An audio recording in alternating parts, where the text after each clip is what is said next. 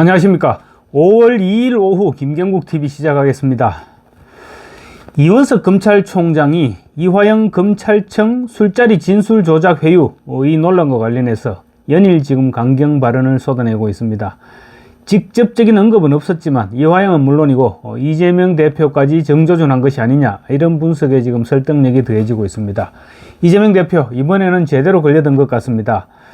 이화영 전 평화부지사의 술자리 진술회유 논란 초반 검찰에서 너무 약하게 대응하는 것이 아니냐, 이런 지적이 이제 적지 않았죠. 심지어 보수진영 일각에서는 이원석 총장이 광주 출신이다 보니까 민주당 편을 드는 것이 아니냐, 이런 불평까지 터져나왔을 정도였습니다. 그런데 이재명 대표가 계속 이제 이화영의 주장을 100% 팩트다, 이렇게 주장하는 등 민주당의 터무니없는 대응이 계속 이어지니까 이원석 총장 결국 폭발했습니다. 이 총장이 폭발하자 깜짝 놀란 민주당 지금 완전히 깨갱했죠. 그런데 이 총장은 계속 연일 강도를 높이고 있습니다. 이 총장은 검사 시절 매일 아침 연필을 뾰족하게 깎는 것으로 마음을 다졌다는 것이 검찰 쪽에서 흘러나오는 소문입니다. 그래서 다시 검사 때의 초심을 다잡는 것이 아니냐, 이런 말도 나오고 있다고 합니다. 특히 며칠 전 유튜브 방송 서울의 소리가 이 총장의 뇌물수수 비리를 폭로하겠다, 이렇게 예고했다가 다시 거둬들은 적이 있었죠. 그런 분위기를 볼 때 야권 정치인 수사에 대한 좌파들의 반발이 지금 조직화되는 것이 아니냐, 그런 움직임을 보이고 있는 데 대해서 이 총장이 지금 경로한 것 같습니다.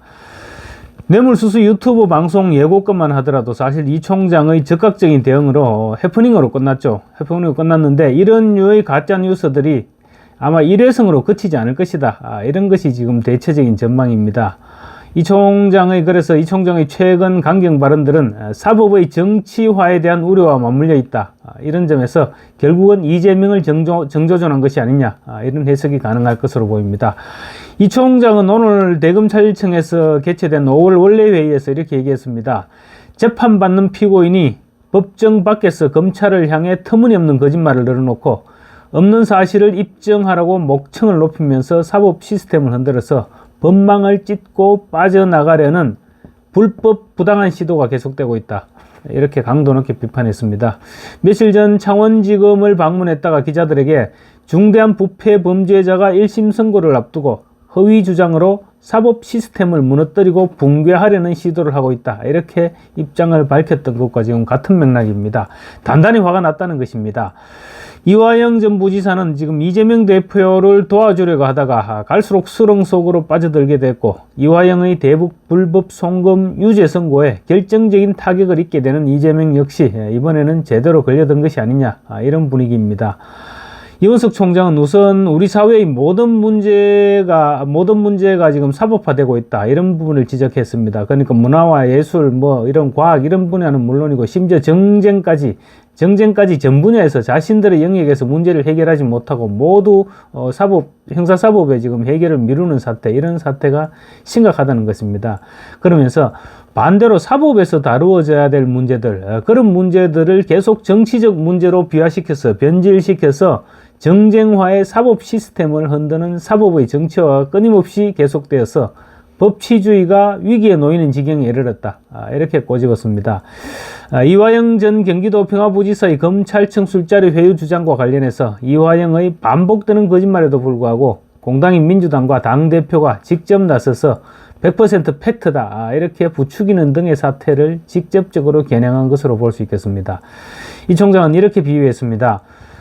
소방서와 구조대가 허위 신고로 혼란에 빠지면 위급 상황 대응 시스템이 무너지는 것처럼 허위 조작과 기만으로 사법 시스템이 흔들리면 범죄로부터 사회를 방위하는 법치가 무너져서 결국 피해는 고스란히 국민들이 떠안게 된다, 이렇게 강조했습니다. 그러면서 검사들에게도 한치의 흔들림 없이 수사에 매진할 것을 독려했습니다. 이 총장은 그 과정에서 정중여산, 그러니까 침착하게 태산같이 무겁게 행동해라, 이런 의미인데 정중여산이라는 문구를 인용했습니다. 이순신 장군이 일본과의 첫 해전인 옥포해전을 앞두고 휘하 군사들에게 전했던 말이죠. 정중여산이란 이 문구를 인용하면서 검사들을 독려했습니다. 이 총장은 아무리 어려운 환경이라도 공직자가 이를 탓할 수만은 없다. 상대가 저열하게 나오더라도 우리는 정도를 걸으면서 지혜를 모아 좌고 우면하지 말고 오로지 국민만 바라보며 태산처럼 무겁고 담담하게 맡은 책무를 완수하기 바란다라고 당부했습니다. 어려운 환경이란 말은 아마 지금 수사 대상이 정치 권력을 사실상 장악하고 있는 현 상황을 말하는 것으로 볼 수 있을 것 같습니다. 그런 상황에서 이화영은 물론이고 민주당과 이재명 대표가 힘을 믿고 저열하게 나온다고 하더라도 절대 위축되지 말고 제대로 된 수사를 하라. 이렇게 주문한 것입니다. 이 총장은 지난달 23일 창원지검을 방문했을 때도 이재명 대표가 이화영의 주장이 100% 팩트다 이렇게 계속 외치고 다니니까 한마디 제대로 했죠. 공당에서 이 부지사의 진술만 믿고 끌려다녀서는 안 된다.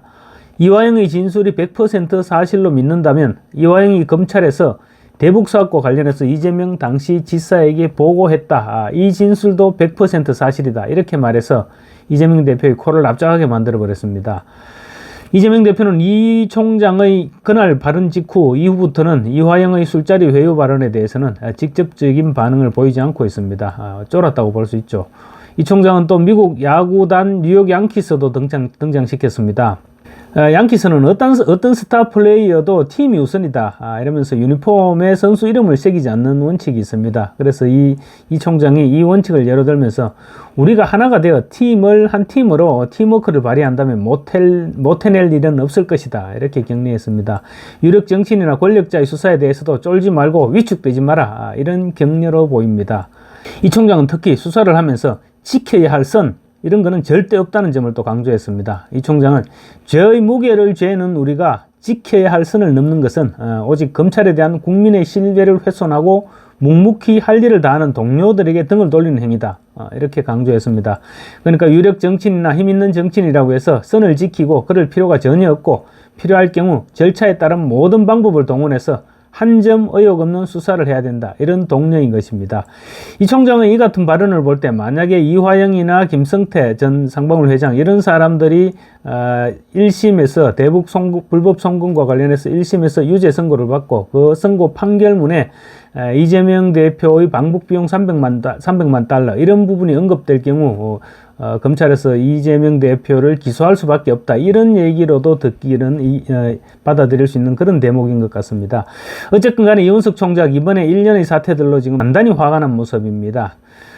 어제 이재명 대표의 대장동 배임 등에 대한 재판이 열린 데 이어서 오늘도 이재명 대표 주변에 대한 재판이 연달아 열렸습니다. 이재명 대표 주변에는 항상 늘 이런 식입니다. 이 대표의 부인 김혜경 씨 오늘 수원지법에서 열린 공직선거법 위반 혐의 4차 공판에 출석했습니다. 그런데 이제는 아예 내가 무슨 잘못을 했느냐 이런 말을 하듯이 고개를 빳빳하게 들고 이렇게 법정으로 들어갔습니다.